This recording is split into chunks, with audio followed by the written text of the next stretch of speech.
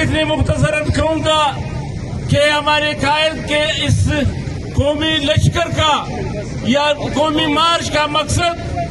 اپنے ننگ و ناموس کے لیے اس نے ایک ایسا لشکر تیار کیا ہے، ایک ایسا قومی مارچ تشکیل دیا ہے جو کسی پارٹی یا کسی ایک جماعت کے تابع نہیں، بلکہ اس سرزمین کے ہر بلوچ کے لیے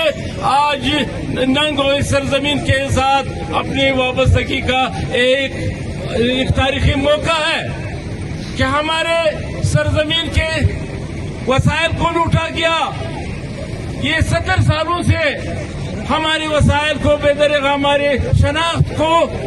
ختم کرنے کی کوشش کی گئی، لیکن آج ہمارے سرزمین کے غیرت مند لوگوں کے اس حدود کو پار کر دیا گیا ہے کہ ہمارے خواتین پہ آر ڈالا گیا، ہمارے خواتین کو، ہمارے بچیوں کو اس روڈ کے اوپر گھسیٹا گیا صرف اس جرم کے پاداش میں کہ وہ اپنے پیاروں کے بازیابی کے لیے جدوجہد کر رہی تھی۔ آج ہم اس مقدس مہینے میں جو اللہ تعالیٰ نے رحمتوں کے لیے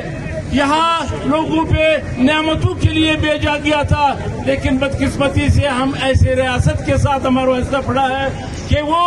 اس سرزمین پہ، انسانوں کی اس سرزمین پہ آج وہ ایک فرعون کا شکل اختیار کر گیا ہے۔ لیکن ہم یہ تاریخ سے ایک وقت کی اس فرعونوں کو ہم بتانا چاہتے ہیں کہ فرعون کی اس تاریخ سے بھی سبق لے لے جنہوں نے سرزمین پہ خدائی کا دعویٰ کیا تھا، لیکن آج اس سرزمین پہ، انسانوں کی سرزمین پہ انسانوں کی حقیقت اور تاریخ موجود ہے، لیکن وہ فرعون موجود نہیں ہے۔ آج میں یہ یقین سے کہتا ہوں، آپ کے اس جذبے کو دیکھے، آپ کے اس ماتھے پہ میں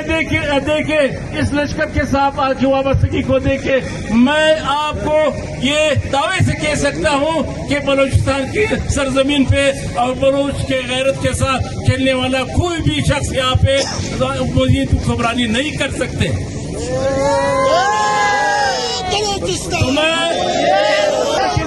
اذان ہونے کا وقت ہے۔